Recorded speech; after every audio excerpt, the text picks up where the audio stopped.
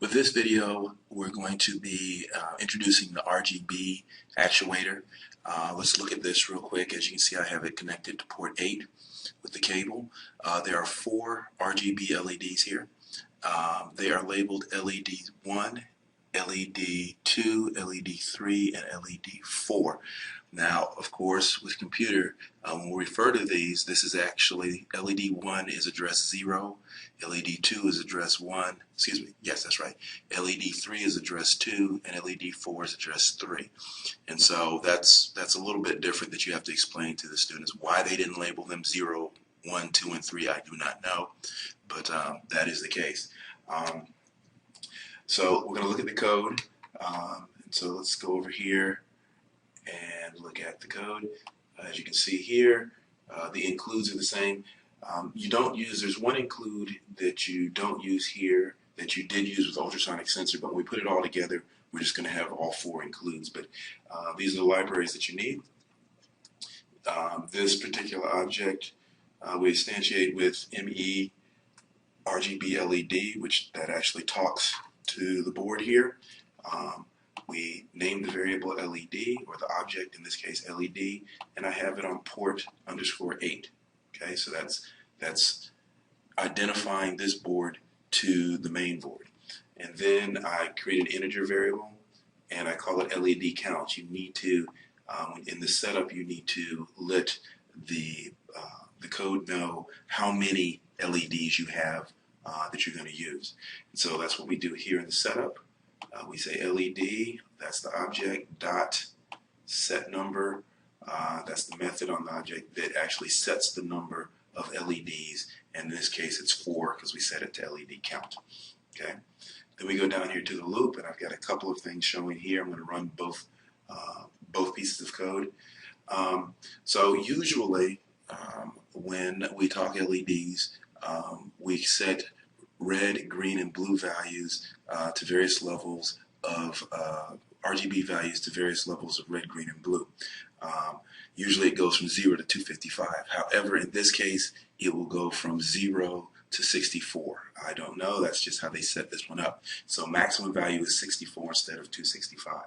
But with that said, the way you make it work is you take the LED, that's the object we created above, and then you run the method dot set color at, and then you have 4 numbers here. The first number represents the address of the LED. So as I said, we have LED 0, 1, 2, and 3 here, which represents these 4 LEDs.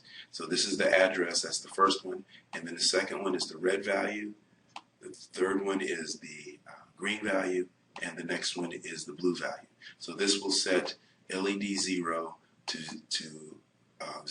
color 000, which is black, and that's what you see here, which just basically turns it off.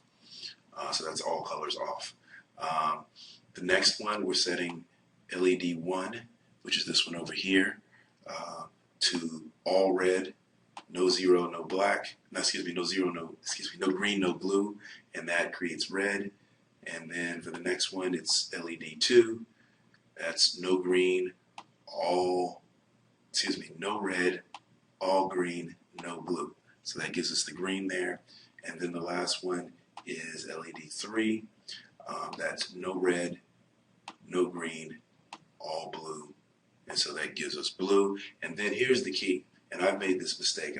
I do that, I run the code, and I see nothing.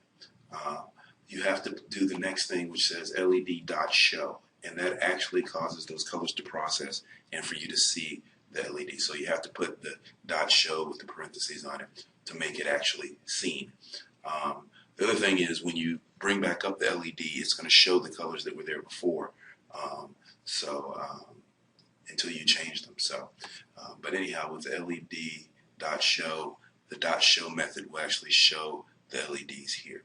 All right. So that's you see this code at work, and I don't know what it's showing up on the video, but this one's black or everything off. That one's red. That one's green. That one's blue. All right. I'm going to run the code again. This time I'm going to show the other colors. These are the primary colors. I'm going to show the secondary colors here. I'm going to comment out comment out the first block, and then this one I'm going to show, like I said, the secondary colors. Let me go ahead and upload this one, and we'll see it. What I'm going to do on LED 0 is I'm going to turn all of them on maximum here, and that's going to give me white. For LED 1, I'm going to go 64, 64, 0, which is all red, all green, no blue. That's yellow.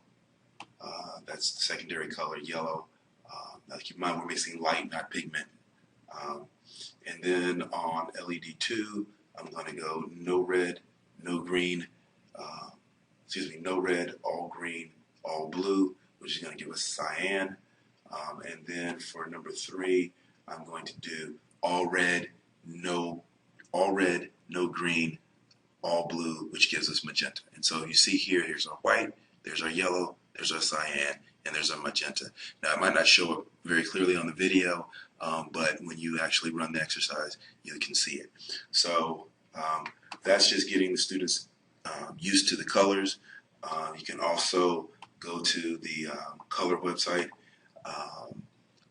or the HTML, type HTML RGB colors, pull up a website, and you can show the kids other mixtures. They can have fun with mixing colors of different values. However, keep in mind, sometimes it doesn't show up exactly like they want, but they can play around with it and create different colors if you want to. However, in this particular class, we're probably trying to do 3 different labs, so this will probably be good enough to show them at this point in time. So there you go, and we'll provide the code, and good luck.